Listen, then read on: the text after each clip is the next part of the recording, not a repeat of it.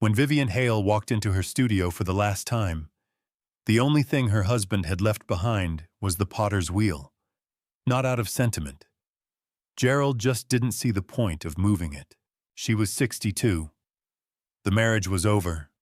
30 years, done in a conference room that smelled like recycled air and somebody else's coffee. She got $38,000, the old Subaru, and a storage unit. He got everything else. The gallery, the house, the sales records, the accounts, and 28 years of her finished work, still sitting in inventory under a name that wasn't hers. She put her hand on the wheel. The clay from her last session was still there. Dried, hard. The shape of her fingers still in it. She didn't know yet that she had 847 photographs on an old hard drive. One for every piece she'd ever made, front and back. She'd taken them out of habit, not planning. Just a woman who loved what her hands could do and didn't want to forget it. She didn't know yet that those photographs and 2 letters she had quietly pressed into the base of every single piece for the past 20 years were about to walk into a courtroom and say everything she hadn't been able to say herself. Gerald had never turned her pieces upside down. In 30 years, it had never occurred to him to look. That was the one mistake he couldn't fix. He got everything else. The gallery on Lexington Avenue with her work still hanging on its walls. The gallery on Lexington Avenue with her work still hanging on its walls. The house on the hill with the wraparound porch she had helped restore board by board. The joint accounts, the client list, the sales records going back to 1995. And somewhere in those records, though she didn't know this yet, 28 years of finished pieces that had been moving through cities she'd never visited, under a name that wasn't hers, into accounts she had never been shown. She stood in the middle of the empty studio and didn't move for a while. The shelves along the back wall were bare. 30 feet of raw pine board, nothing on them now but dust lines where the pieces used to sit, pale rings on wood, the exact shape of bases she had thrown with her own hands. She counted the rings, without meaning to, stopped when she got to 41 and couldn't see the rest clearly. She walked to the wheel. It was the same wheel she'd had since her late 30s. A Brent, cast iron and steel, heavy enough that 2 men had complained moving it into this space when she first rented it. The surface was rough under her palm. The clay from her last session was still there, dried hard and gray. The faint press of her fingers still visible in it, like something from an old crime scene. She didn't clean it off. The studio smelled the way it always had. Fired clay and raw wood, and the mineral ghost of well water she mixed her slip with. Except now, underneath all of that, there was something else. The particular smell of a room that used to hold work and doesn't anymore. She couldn't have said exactly what it was. Absence, maybe. The smell of walls that remember. 28 years she had worked in this room. 847 pieces, if you counted the ones still in the carriage house before Gerald's people came for those too. $38,000. She stood there with her hand flat on the wheel's cold surface and thought about a habit she'd had for the past 20 years. Every piece she finished, before she wrapped it and handed it over, she took one photograph, front, back, sometimes a close shot of the base. Not for any reason, really. She just did. Just because she loved the work and didn't want to lose it entirely. She had an old hard drive in a box under her bed at the rented room on Clingman Avenue. 847 photographs on it, give or take. She hadn't looked at them since the papers were signed. But there was something else in those photographs. Something small. Something Gerald had never once thought to look for. Because in 30 years of picking up her finished pieces, turning them in the light, carrying them to buyers, he had never turned a single one upside down. There was a mark inside the base of every piece she had ever made. 2 letters. He had never looked. Sasha called the morning the papers were filed. Not the morning after. The same morning. Vivian was still sitting at the kitchen table with the manila envelope in front of her, unopened, sitting between the coffee maker and the fruit bowl like it was a bill that needed paying. Her phone buzzed. Charlotte area code. Mom. Sasha's voice was careful. Practiced, almost. I just heard. I know this is hard, but Dad's attorney says the offer is fair, and you should probably just take it before this gets complicated. Don't make it ugly. Vivian looked at the envelope. Okay, she said. Okay, you'll take it, or okay, you heard me. Okay, I heard you. She set the phone face down on the table. Outside the kitchen window, the dogwood in the side yard was starting to turn. She had planted that tree in 1999. She had watered it through 2 droughts. It had nothing to do with Gerald, and now it belonged to him. She picked up the envelope and opened it. The papers were 63 pages. Vivian read all of them, slowly, at the kitchen table, with her coffee going cold beside her. The settlement terms were on page 41. Gerald was keeping the gallery, the house on the hill, the shore property in Weaverville he'd bought 3 years ago and never mentioned directly, though she'd known about it the way you know about things in a long marriage, sideways, through silences, through weekends when he said he was at a conference and came back with a tan. He was keeping both vehicles. He was keeping the joint retirement accounts, which his attorney had helpfully noted were primarily funded through gallery operations. He was keeping the full business archive, every sales record, every client contact, every invoice going back to 1995. She was getting the 2009 Subaru and $38,000. At the bottom of the settlement page, a line that had been added by hand, initialed by his attorney. Preparation of this agreement commenced October 14th, 2 years prior. 2 years. She read that line 3 times. Then she set the papers down and looked at her hands on the table. He had been sitting across from her at this same table for 2 years, passing the salt, asking about her kiln temperatures, telling her the gallery had a good quarter, sitting in the pew next to her at Carol Hefner's funeral. 2 years of ordinary Tuesdays while his attorney was building the case for what she was worth, which turned out to be $38,000 and a car with 94,000 miles on it. She didn't cry. She wasn't sure what she felt exactly. Something cold had settled in, the way cold gets into old houses, slowly, through every small gap. Until one morning it's just the temperature of the place. The gallery went to Gerald because Gerald had incorporated it in his name in 1994, 1 year before she started signing pieces for him, 1 year before she started building the client list he now owned. His attorney had a document for this. His attorney had a document for everything. The house on the hill went to Gerald because the mortgage was in his name. A refinancing she had signed off on in 2011 without reading carefully because they were a team and the money was their money, and what was the difference? She had believed that. For a long time she had genuinely believed that.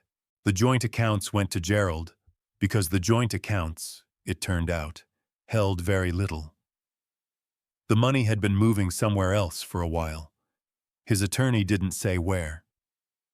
Vivian's attorney, a tired man named Phil Sutter, who charged $280 an hour and seemed faintly embarrassed the whole time, said they could fight it, but it would cost more than it would recover. She took the $38,000. She heard about Dana Cruz from Patrice, her neighbor on the left side of the Hill House, who called 3 weeks after the papers were signed to ask how Vivian was doing, and then mentioned, carefully, that there had been some moving activity next door. A younger woman, Patrice said. Dark hair.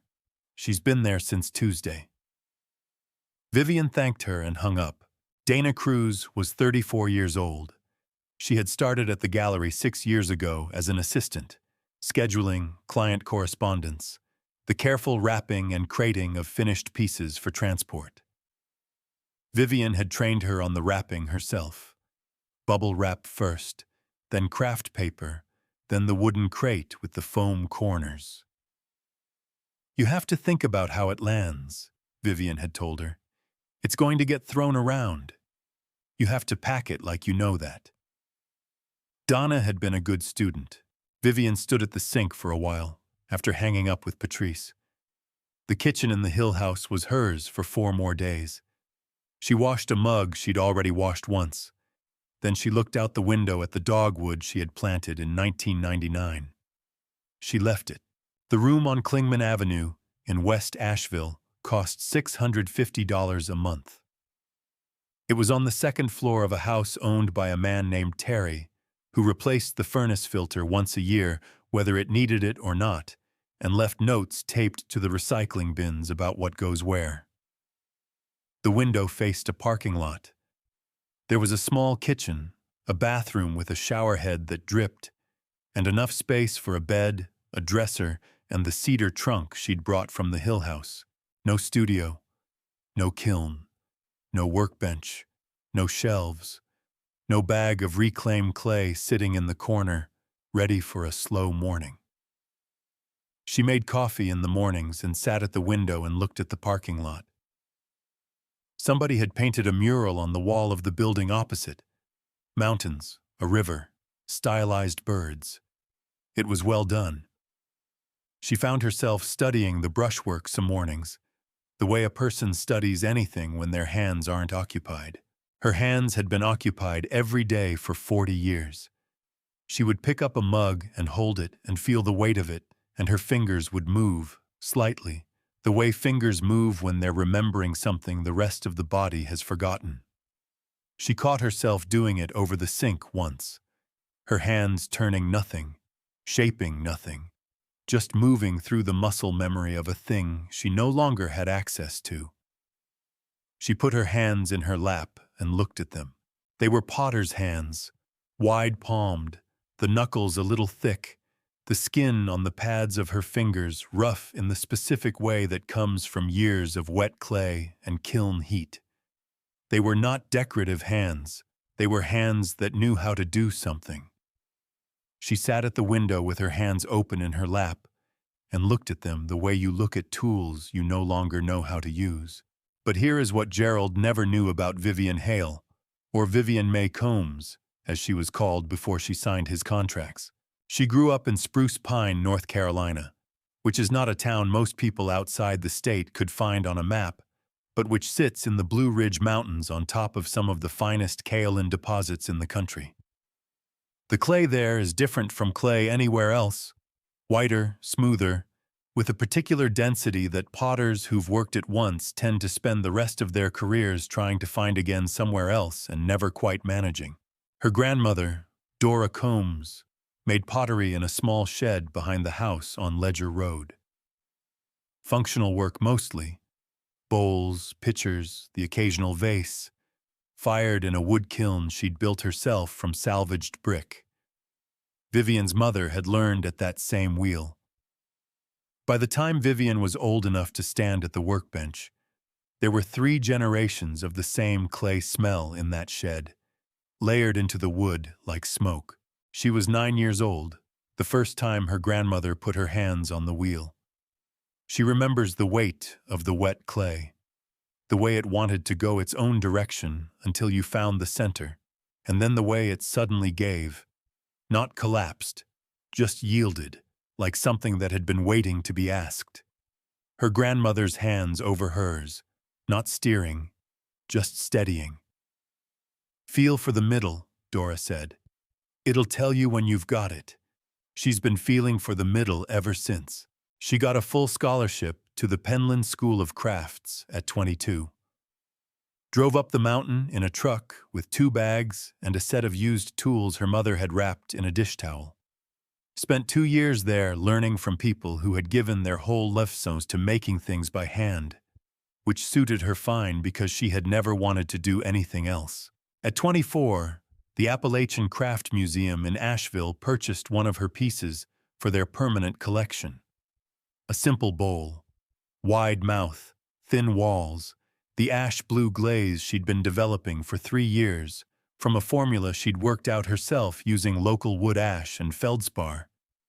The museum curator, a woman named Bess Hollingsworth, had picked it up off the exhibition table, turned it over in her hands and said, "Who taught you this glaze?" "Nobody," Vivian had said. Bess Hollingsworth had looked at her for a moment and then written out the purchase order. The future, at 24, felt like something you could put your hands on. She met Gerald Hale at a craft fair in Asheville in the fall of 1989. He was 31, already running a small commercial gallery on Lexington Avenue, already using words like platform and visibility and market positioning in ways that were just starting to become common then, and that she found more interesting than she probably should have. He looked at her work for a long time before he said anything. That was the first thing she noticed, that he didn't rush to have an opinion. When he finally spoke, he said, "Your work has a voice. Most work doesn't. I want to help the world hear it."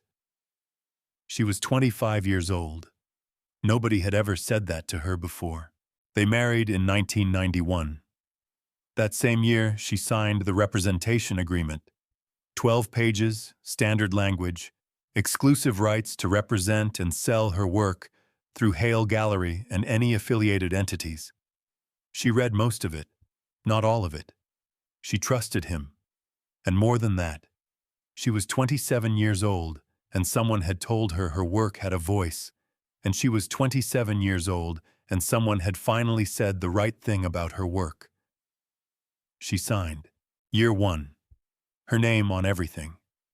Every piece tagged Vivian Hale, Hale Gallery, Asheville, NC. Her photo on the gallery wall, her biography in the exhibition notes, her work selling steadily to collectors who drove up from Charlotte and Atlanta, and sometimes further. Year 5.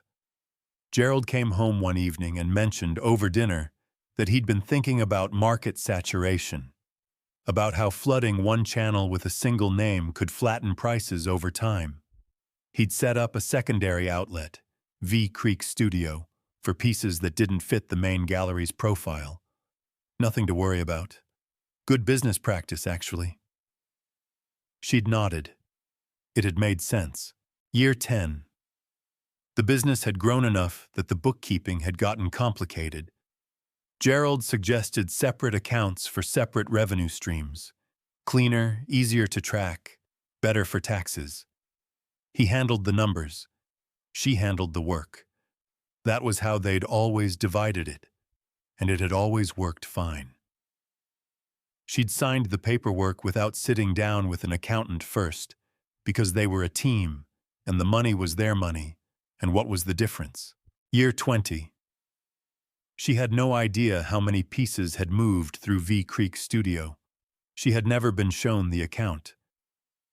Gerald mentioned it occasionally. Good quarter, slow quarter, in the same tone he used to mention the weather, and she had listened the way you listen to weather reports when you're not planning to go anywhere. Each decision had made sense on its own. Together, they made a trap. The VM mark started in 1995. She couldn't have told you exactly why. One afternoon in the studio, a slow day, late autumn, the light coming flat through the north window the way it does in November. She finished a bowl and was turning it in her hands before wrapping it, and she thought, for no reason she could name, about Dora Combs, about the shed on Ledger Road, about being 9 years old with wet clay on her palms and her grandmother's hands over hers. Vivian May, her grandmother had always called her. Never just Vivian, always the full name, like it was one word. She picked up a small trimming tool and pressed 2 letters into the base of the bowl.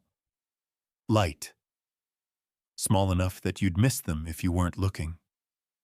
VM. She wrapped the piece and handed it over. She did it again on the next one, and the one after that. It became the last thing she did before wrapping. The way some people check the door before bed, or touch a photo on the way out of the house. Just hers. Gerald never asked about it. Gerald never turned the pieces upside down.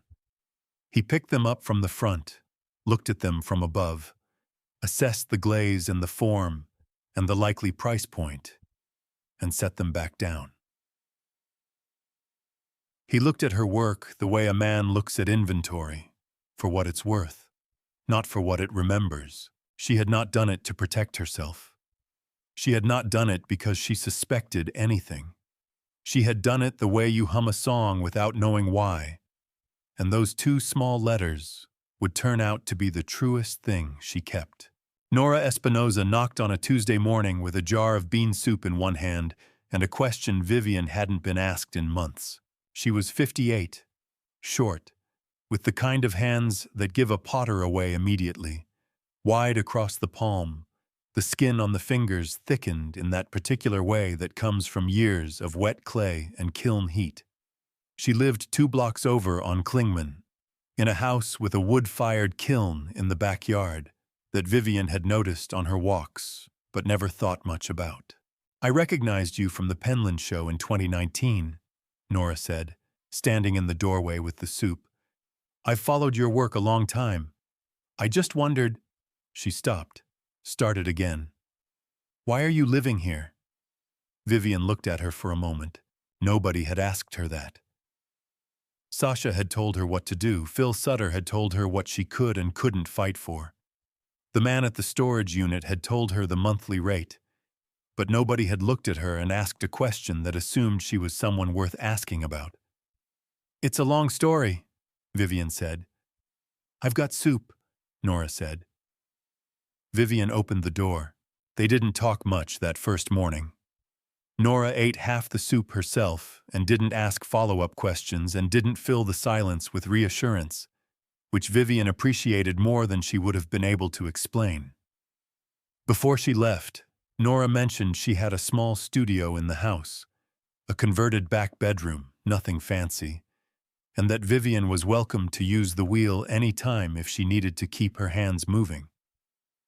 Vivian said she'd think about it.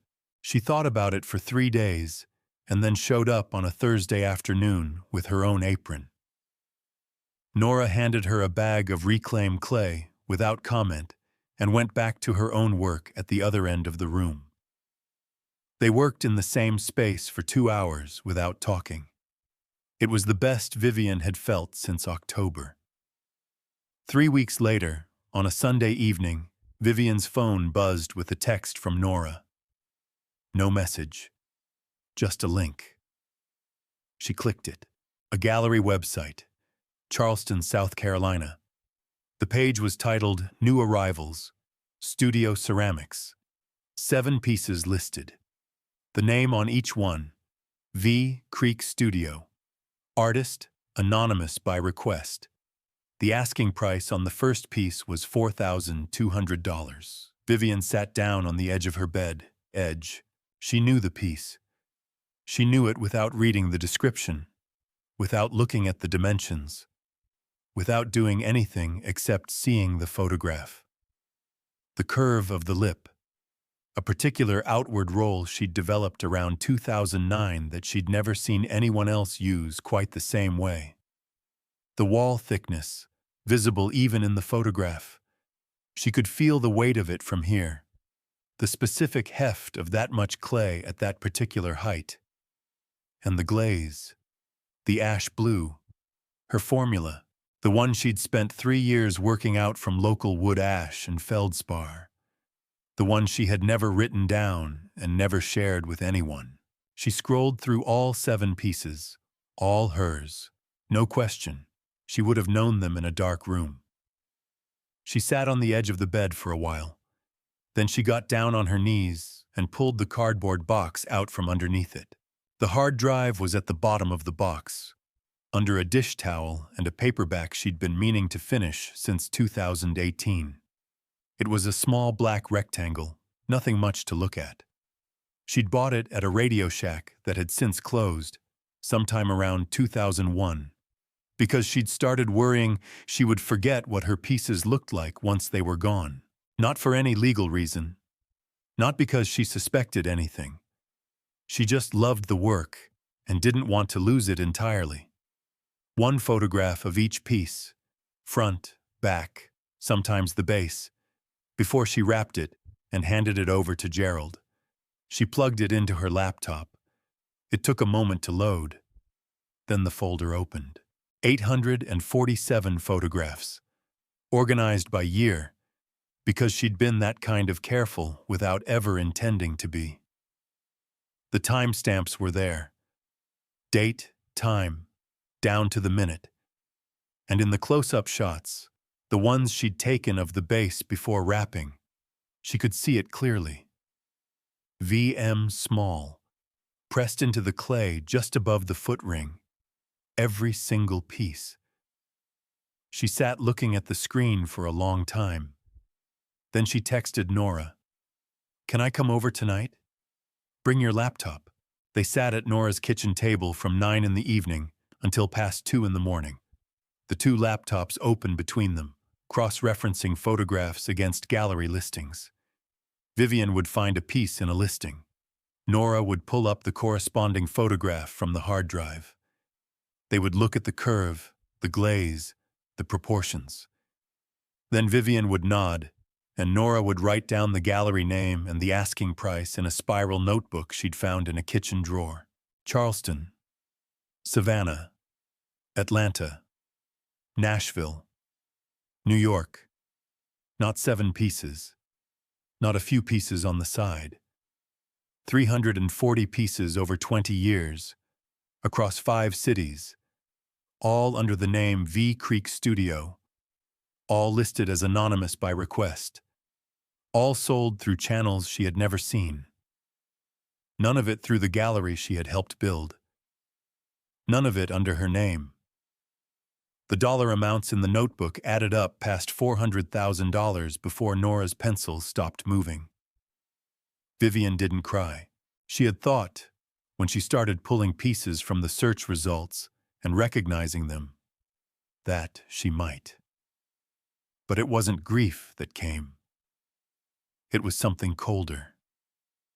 Something that had been blurred for a long time and was now, finally, clear. 20 years.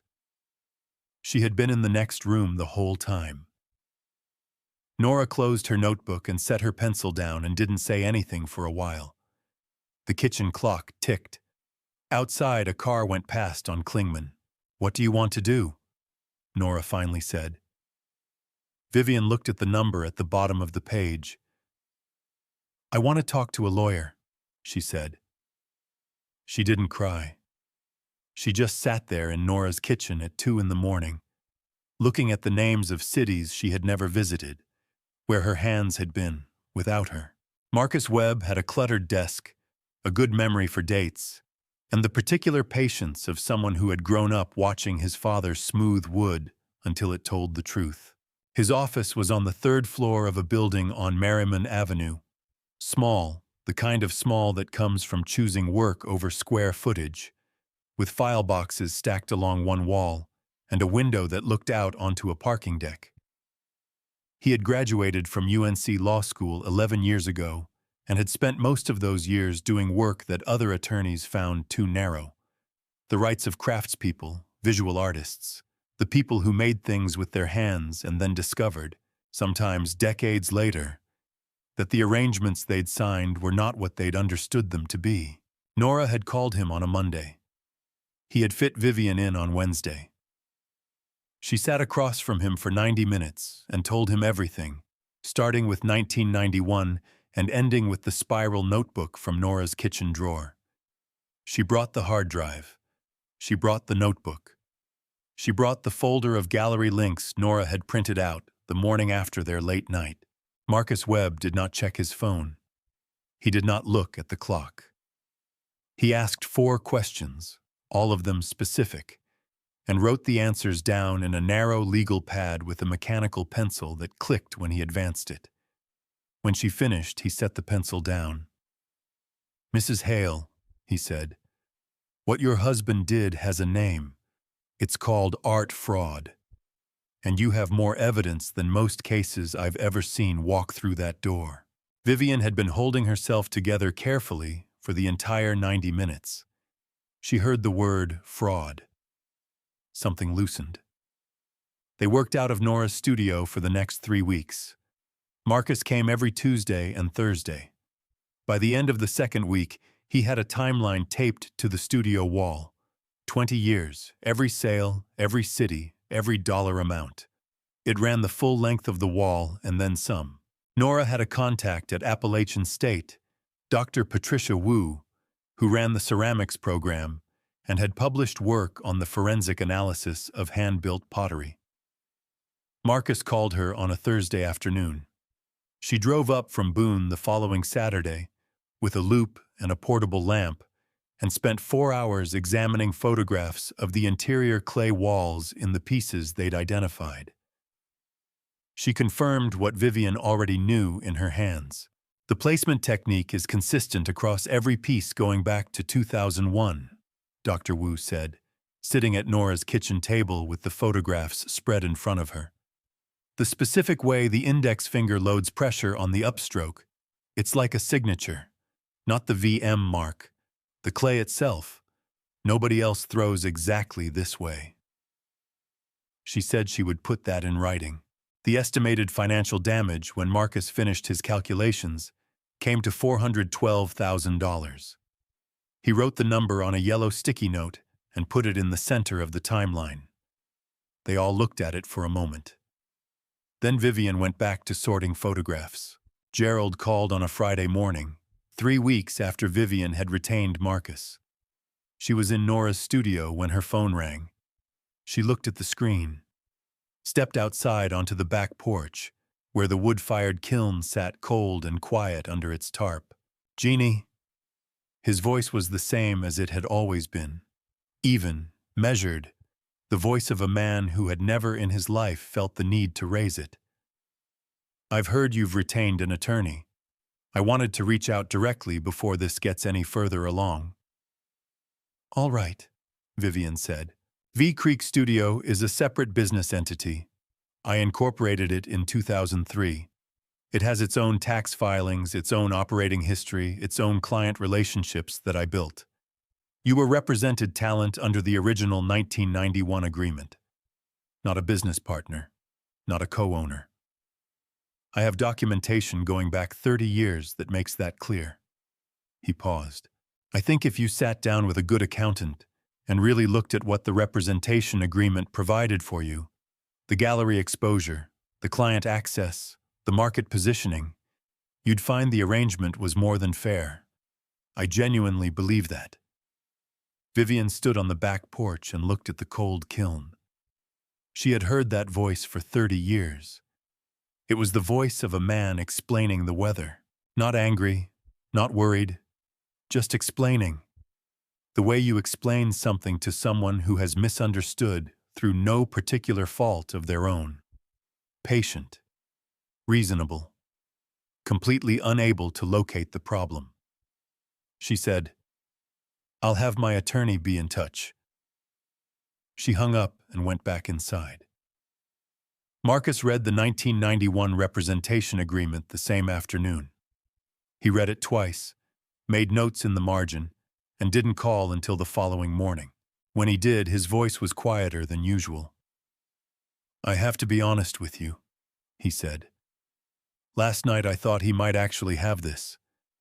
The contract language is careful. Someone spent real time on it." He paused. "But then I read it a third time, and I found 3 things. 1. The agreement granted Gerald exclusive representation rights, but did not, in any clause, in any language, transfer ownership of the work itself or the intellectual property embedded in it. 2. The creation of V Creek Studio as a separate entity in 2003 was not disclosed to Vivian at the time, despite the fact that it was built around work she was actively producing under their existing arrangement. That non-disclosure had a legal name. 3. He forgot about the photographs, Marcus said. 847 photographs with timestamps showing VM on pieces that later appeared under a different name in 5 cities. That's not a representation dispute. That's a paper trail. He paused. He also forgot that contracts signed under misrepresentation of material facts are voidable, which means the 1991 agreement, the thing he's been leaning on for 30 years, may not hold the weight he thinks it does. Vivian wrote down the 3 points in the spiral notebook from Nora's kitchen drawer, the same notebook where they'd tallied the cities. She did not feel triumphant. The ground was just solid again. That was enough. Sasha called on a Sunday. Her voice was different from the call in October, still careful, still measuring each word. But underneath the carefulness, something had shifted. A small uncertainty that hadn't been there before. Dad says you've hired an attorney and you're trying to make this into something it isn't. What does he say it is? Vivian asked. He says it's a misunderstanding about how the business was structured. Sasha, Vivian said, do you know how much my work sold for through V Creek Studio over the last 20 years? A pause. Dad said the gallery handled all of that. I'm asking if you know the number. Silence. Longer than before. The kind of silence that means something is being reconsidered. No, Sasha said. I don't know the number. Find out, Vivian said. Ask him directly, then call me back. She hung up and stood in Nora's doorway for a moment, looking at nothing in particular. The afternoon light was coming through the studio window at a low angle, catching the dust in the air the way it does in rooms where people work with their hands. Then she went back inside and picked up the stack of photographs and kept working. The Asheville Art Museum had 3 of her pieces in storage, and a curator named Janet Foley who, when she finally understood what she was looking at, went very quiet for a long time. Marcus had contacted her on a Tuesday in late February. A brief email, professional, asking for a conversation about 3 works the museum had acquired through V Creek Studio in 2019. Foley had responded within the hour. Her response was polite and slightly guarded, the tone of someone who has learned to be careful when lawyers get in touch about acquisitions. They met in her office on a Thursday morning. Marcus brought the photographs. He brought Dr. Wu's written report. He brought the timeline from Nora's studio wall, folded into a manila folder. Foley listened without interrupting. She was in her mid-50s, the kind of careful professional who takes notes during conversations she doesn't fully understand yet and reviews them later. She took notes. When Marcus finished, she asked to see the photographs of the base markings. He slid 3 across the desk. Each one showed the interior base of a piece. Each one showed VM, small and clear, pressed into the clay just above the foot ring. Foley looked at them for a while. Then she pulled up the museum's acquisition records on her computer and turned the screen so Marcus could see. Under provenance for each of the 3 pieces, V Creek Studio, artist, anonymous by request, represented by Hale Gallery, Asheville, NC. He told us the artist was anonymous by choice, she said. Her voice had gone flat. Not angry, something quieter than anger. We asked twice, standard procedure for anonymous acquisitions. He confirmed it both times. She closed the acquisition record. I need to make some calls, one, she said. Give me until end of day. By 4 o'clock that afternoon, the museum had pulled all 3 pieces from their upcoming exhibition. By the following Monday, they had issued an internal notice to their provenance committee and retained their own legal counsel. By Wednesday, they had contacted Marcus directly to confirm they would cooperate fully with the investigation. Vivian heard about it from Marcus by phone. She was standing in Nora's studio, a piece half finished on the wheel in front of her. She set the phone down after the call and looked at the wet clay and thought about Janet Foley going quiet behind her desk. It was the first time someone outside the room had looked at the evidence and believed it without being asked twice. Dana Cruz was served her subpoena on a Friday morning at the house on the hill. Gerald's house now. The house Vivian had not set foot in since the papers were signed. Gerald's attorney called Marcus the same afternoon to confirm that Dana was represented as a gallery employee with no independent liability. Standard positioning. Marcus thanked him and said nothing further. 3 days later, Marcus found the email. It was in a batch of internal gallery communications that had been produced as part of the discovery process. Hundreds of emails, most of them routine. Scheduling, invoicing, client follow-ups. Marcus had been going through them in the evenings at his kitchen table. The way you go through things when you're looking for something you're not sure is there. The email was from Donna to Gerald. Dated March 14th, 2018. Subject line: NY Expansion. Thoughts. In it, Dana had proposed opening a V Creek studio sales channel through a gallery contact she had in Chelsea. She had drafted sample product descriptions for 3-piece types, all listing the artist as V Creek, independent studio ceramicist, identity protected at artist's request. She had outlined a pricing strategy. She had suggested a timeline. She had not been asked to do any of this. She had done it because she understood the system and wanted to be useful to it. Marcus called Vivian on a Sunday evening. She didn't just know, he said. She helped build the New York end of it. Vivian stood at the window of the Klingman room, looking at the parking lot. She had taught Dana how to wrap the pieces so they wouldn't break in transit. Apparently, that had been useful. Dana hired her own attorney 11 days after being served. That attorney, a woman named Carol Bright, looked at the evidence and told Dana the same thing any good lawyer would have told her. Cooperate. Dana cooperated. She provided a full account of the V Creek studio operation as she had known and participated in it. The channels, the pricing, the client communications, the system for keeping the two revenue streams separate. She did not, as far as Vivian ever knew, express any particular remorse. Sasha texted that same week. Not a call, just 3 words. Are you okay? Vivian looked at the message for a while. Then she typed back. Getting there. Neither of them said anything else. But the door, which had been closed for a long time, was no longer locked. The hearing was held on a Thursday morning in late April in a small room in the Buncombe County Courthouse that smelled like old wood and forced air heat. Gerald arrived with 2 attorneys. He was wearing the navy blazer he wore to gallery openings. Vivian recognized it from 20 years of standing next to him at them. He looked, as he always looked, like a man who expected things to go his way. Marcus presented the case in the order he had built it. The timeline first. 20 years on a single sheet. Every sale, every city, every dollar amount. Then the photographs.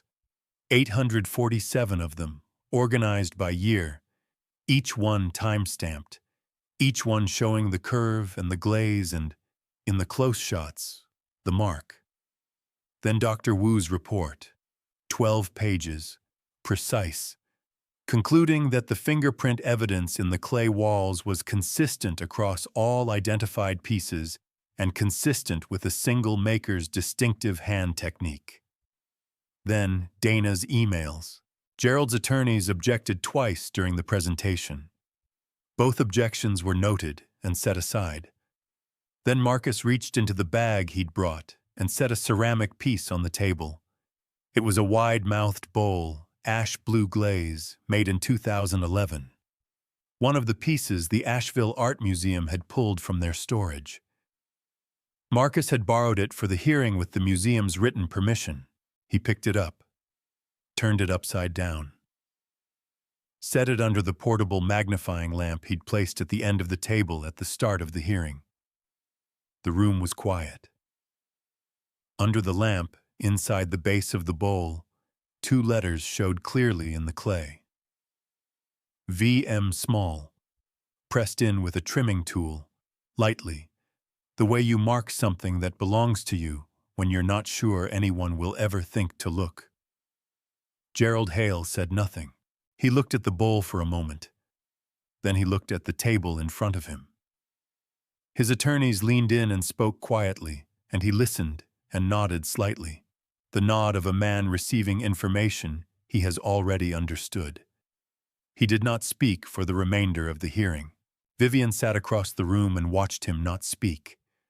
Not satisfaction, not relief. Something stiller than either of those. The thing had been argued about for a long time. Now it was just sitting in the light. That was all. Gerald Hale said nothing. The piece sat on the table between them, upside down, 2 letters pressed into the base 30 years ago by a woman who hadn't known she was leaving evidence. Only that she was leaving something of herself behind. The judgment came on a Thursday in November. Not the Thursday she had expected. The case had been continued twice. Once because Gerald's attorneys filed a motion that took 6 weeks to resolve, and once because a witness had a scheduling conflict that nobody could work around. Vivian had learned, in the month since April, that justice moves the way cold weather moves into the mountains. You know it's coming. You just don't know the exact morning you'll wake up and find it there.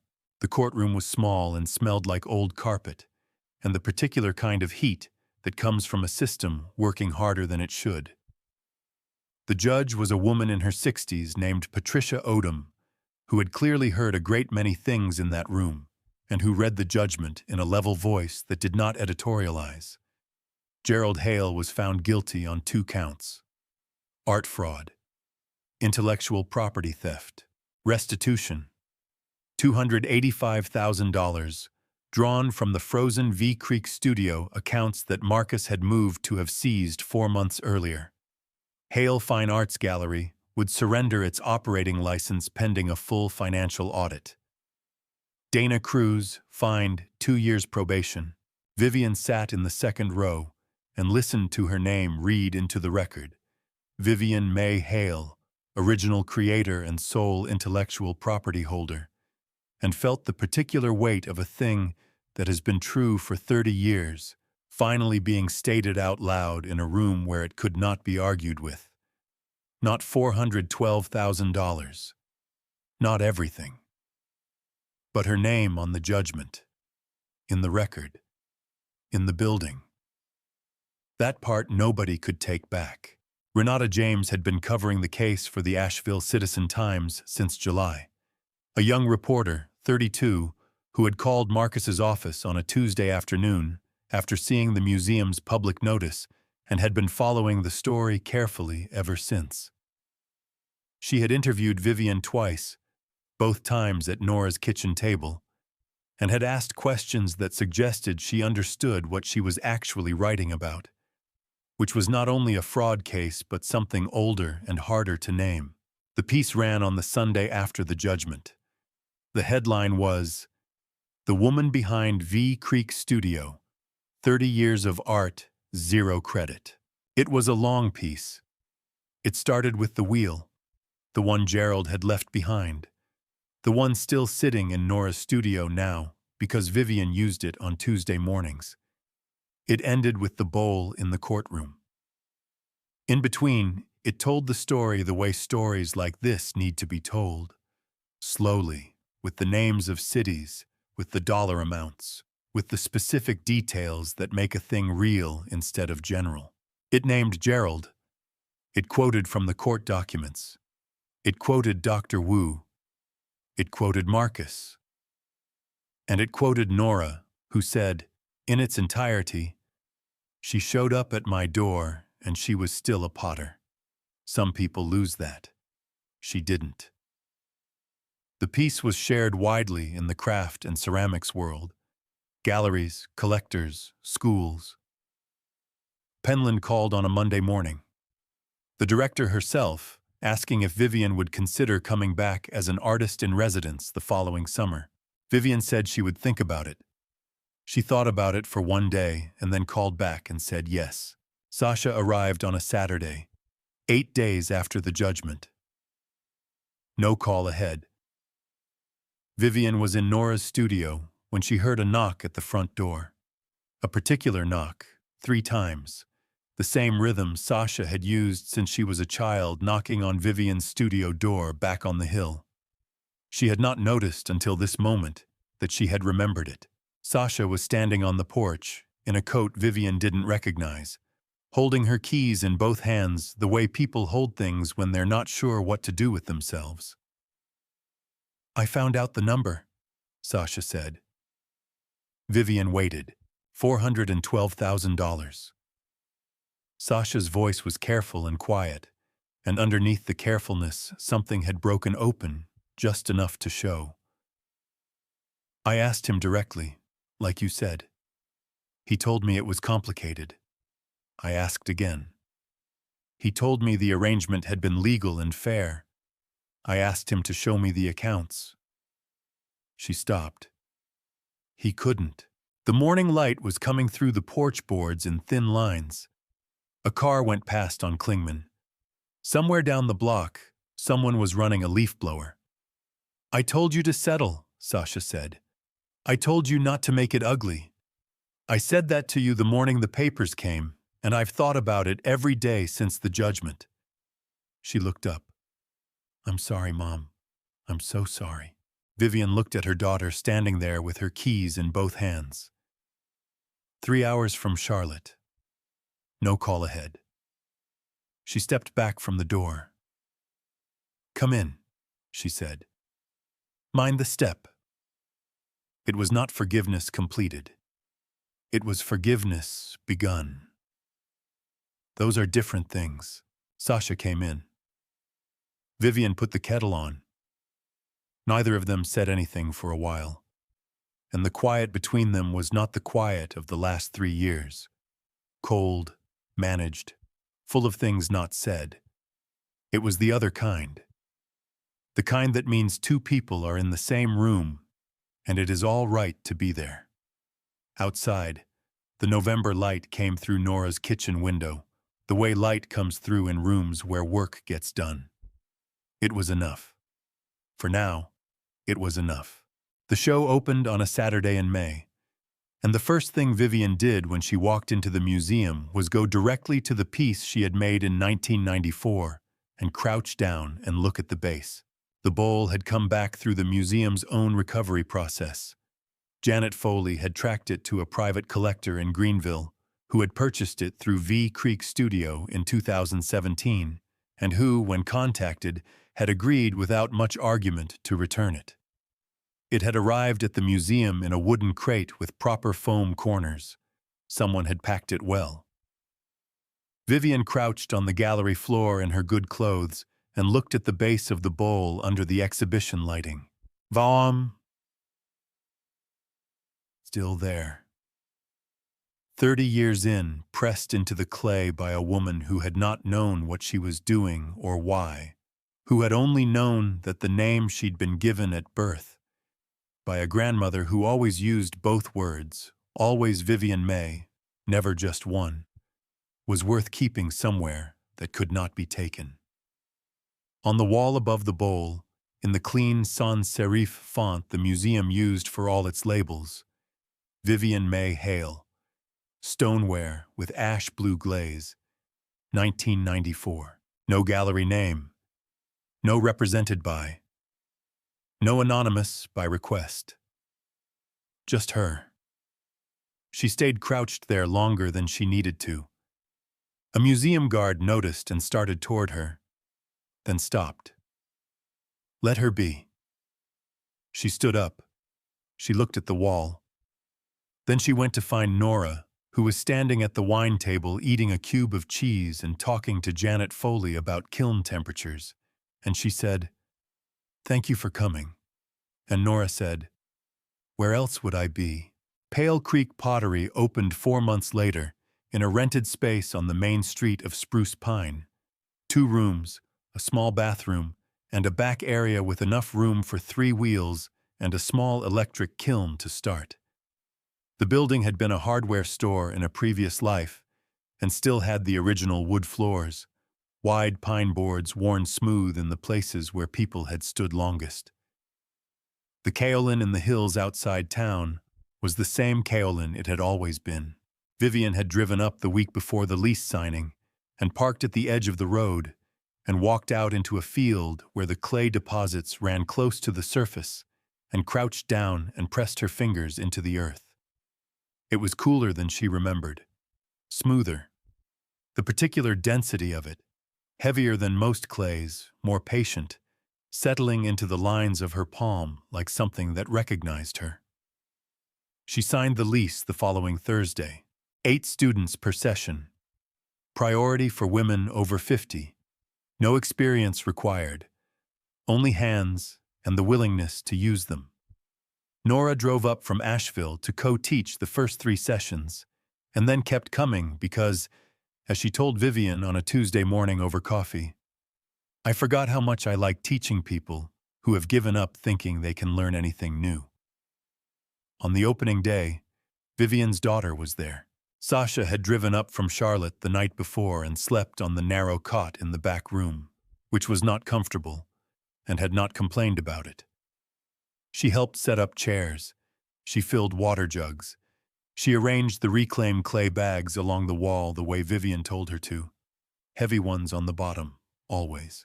After the small ceremony, Marcus said a few words. Nora demonstrated centering on the wheel to general appreciation. Vivian said almost nothing and didn't need to. After all of that, when the other guests had moved outside with their cider and the light was coming through the west window, at the low angle it gets in September, Sasha sat down at a wheel. She had never touched a wheel before. She looked at the clay for a moment. Then she put her hands on it. The clay was cold, and it moved wrong immediately, and Sasha's hands were doing what everyone's hands do the first time, pressing from the outside instead of supporting from beneath, fighting the spin instead of working with it. Vivian watched from across the room. She waited until Sasha had been at it long enough to feel the problem, without knowing how to name it. Then she walked over and stood behind her and reached around and moved her daughter's wrists, just a 1/4 inch, the heel of the palm repositioned, the fingers spread slightly wider. The clay steadied. Sasha looked down at her hands as though she had not entirely expected them to do that. She didn't say anything. Neither did Vivian. Outside, the Spruce Pine Hills were going to autumn. The same hills. The same clay underneath. Sasha's hands were too stiff and she was pressing wrong, and the clay was pulling uneven. And Vivian said nothing, just moved her daughter's wrists a 1/4 inch, the way her grandmother had once moved hers. On the first morning of the second year at Pale Creek Pottery, Vivian arrived before anyone else, the way she always did, and sat down at the wheel in the north light, and put her hands in the clay. The studio was quiet, the way early mornings are quiet in small towns. Not silent, just unhurried. A truck went past on the main street. Someone was opening the bakery 2 doors down, the smell of it reaching her through the gap under the door. Outside the north window, the hills were still in the low September mist, the same hills they had always been. She worked without thinking about much. That was the thing she had missed most, she realized. Not the recognition, not the sales, not even the name on the wall at the museum, though that had mattered. What she had missed was this: the particular quality of a morning when the work was the only thing in the room, and the hands knew what to do, and there was no one to explain herself to. Her grandmother Dora had told her once, "Always work in North Light, Vivi. It doesn't lie." She had been 9 years old. She had not known what that meant then.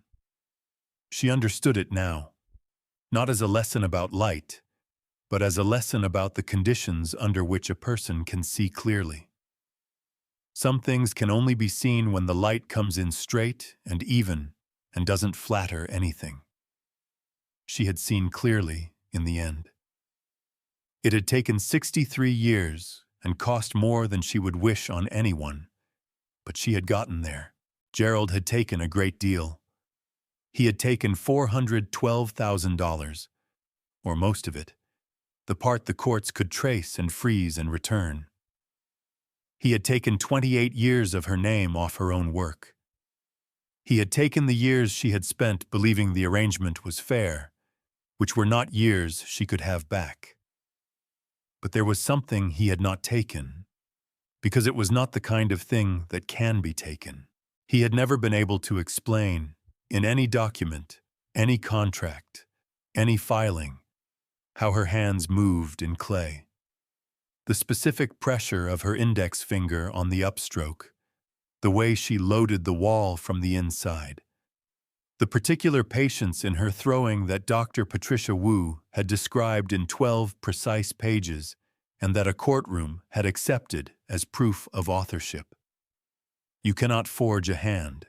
You cannot sell the way a person's body remembers what it learned at 9 years old in a shed in spruce pine from a woman who always used both her names. The work had remembered. That was all. The work had simply remembered who made it. The way things do when they are made carefully and honestly, and with no thought of anything except the making.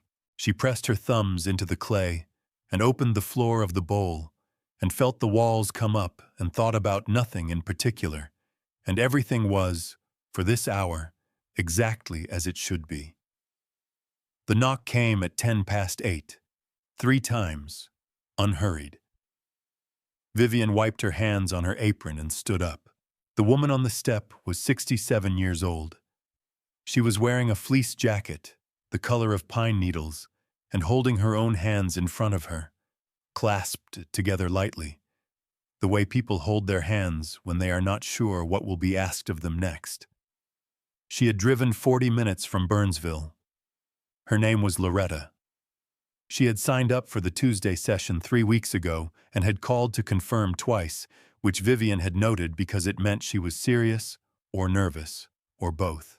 She looked at Vivian.